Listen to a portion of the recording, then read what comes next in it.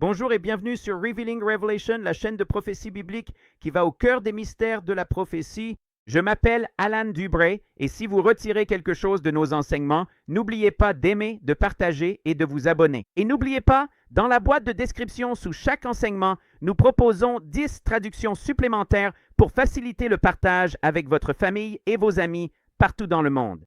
Cela étant dit, nous avons un excellent épisode pour vous aujourd'hui, un épisode très profond et rythmé qui s'aligne avec ce que nous avons abordé il y a peu dans une courte vidéo à propos du chapitre 12 du livre de l'Apocalypse.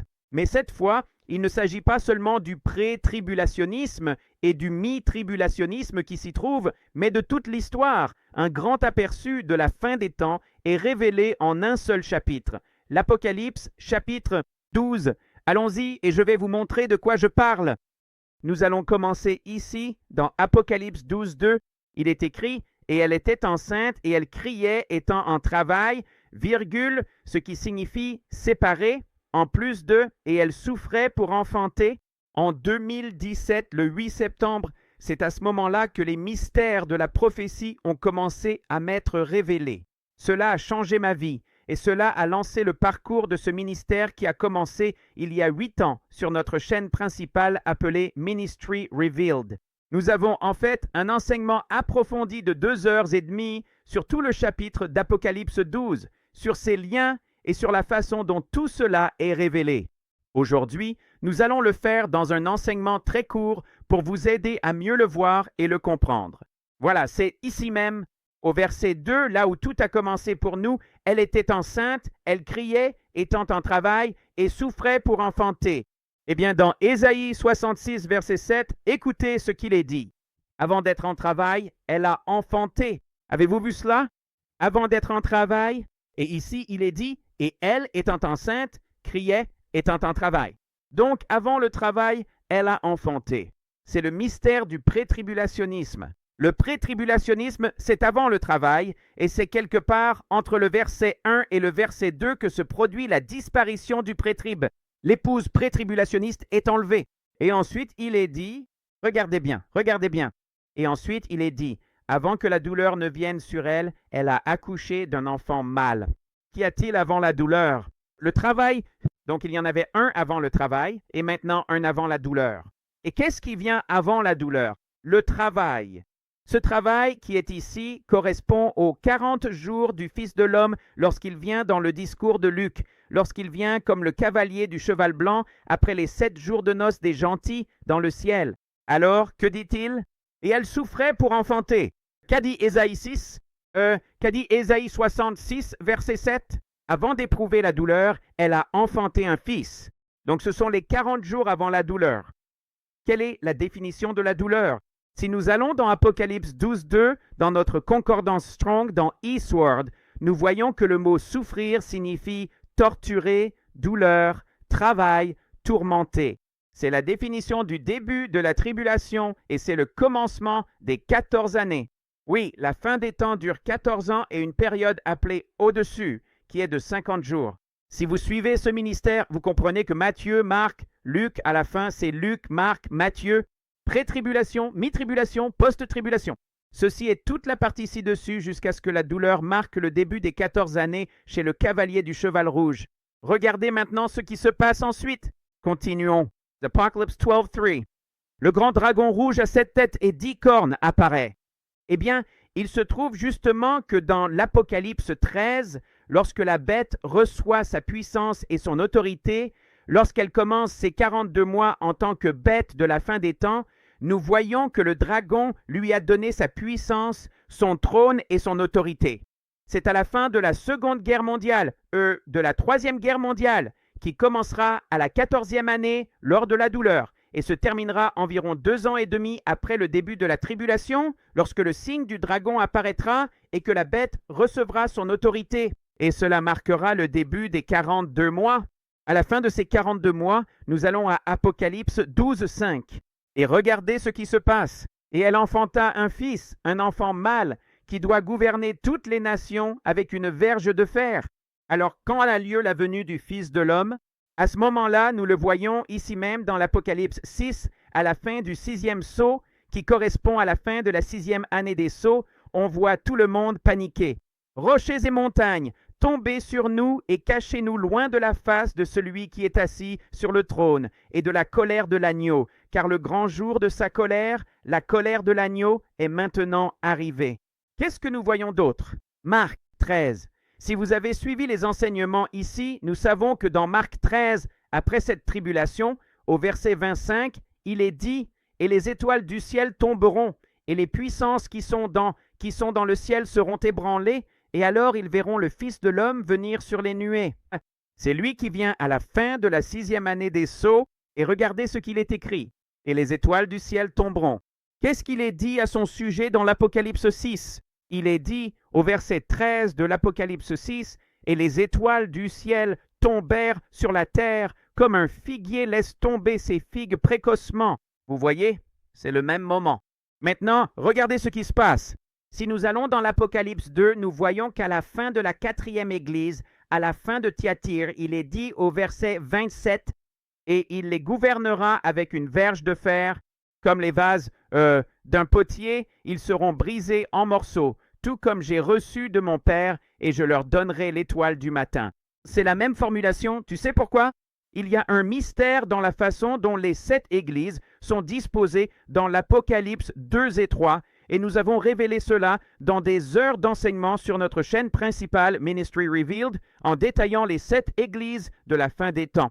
La raison pour laquelle il y a 4 églises dans le chapitre 2 et 3 dans le chapitre 3, c'est qu'à la fin de chacune, il y a la venue du Fils de l'homme. Celui-ci, à la fin des 6 années des sceaux et à la fin de l'Apocalypse 3, c'est le Seigneur qui revient posant ses pieds sur le mont des Oliviers. Et tu le vois clairement défini ici lorsqu'il vient à la fin des 6 années des sceaux. Maintenant, regarde ce que dit aussi l'Apocalypse 12. Après la venue du Fils de l'homme, il est dit, et son enfant fut enlevé. Cet enlevé est ce que nous vous avons montré dans les enseignements. Si vous avez suivi depuis le chapitre 12 de la 2e épître aux Corinthiens, les pré-tribulationnistes sont ceux qui sont en Christ avant les 14 ans, exactement comme nous venons de vous le montrer, d'accord? Avant que les 14 ans ne commencent avec le cavalier du cheval rouge, il y a le pré-trib, et ce sont ceux qui vont au 3e ciel. Mais la mi-tribulation a lieu après la venue du Fils de l'homme, c'est pourquoi vous les voyez à la fin du 6e sceau, puis la grande multitude de la mi-tribulation se trouve au chapitre 7. Et où vont-ils? Oui, regardez ceci. Ils ont été enlevés et ils vont au paradis.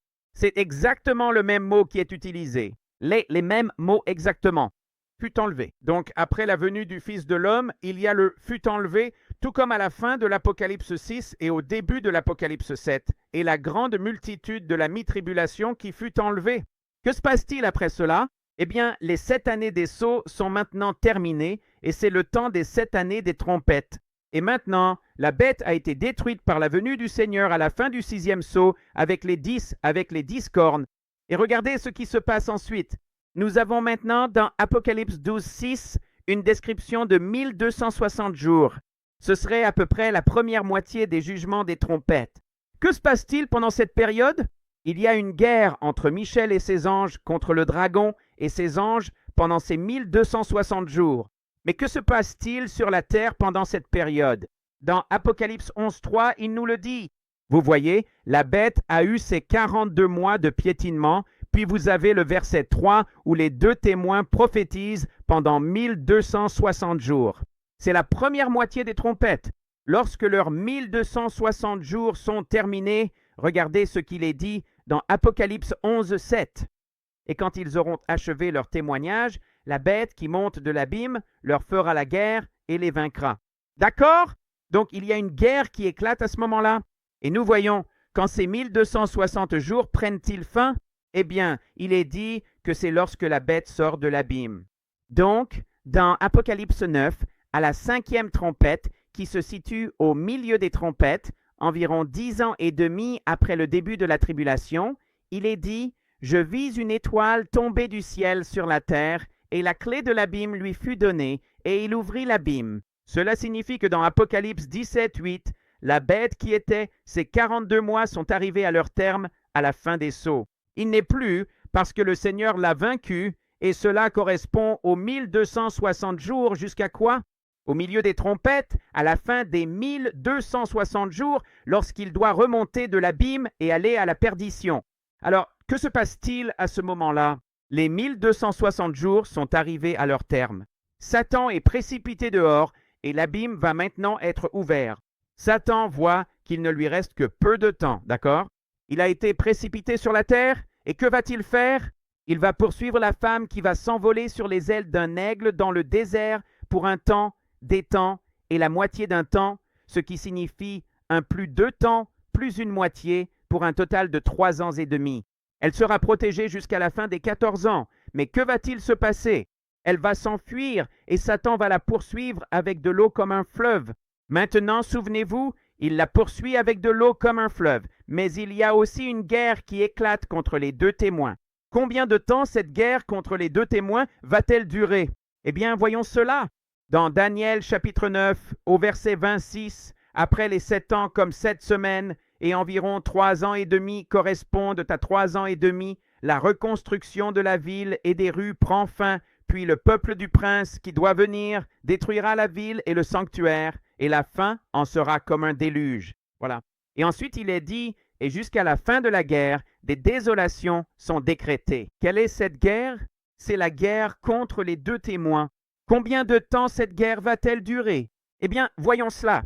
Dans l'Apocalypse 11, il est dit que la bête qui monte de l'abîme va leur faire la guerre. Donc nous savons que c'est la guerre qui commence ici. Mais quand va-t-elle se terminer, puisque dans Daniel, il est dit qu'elle prendra fin? Eh bien, il ne reste que 3 ans et demi sur les 14 ans.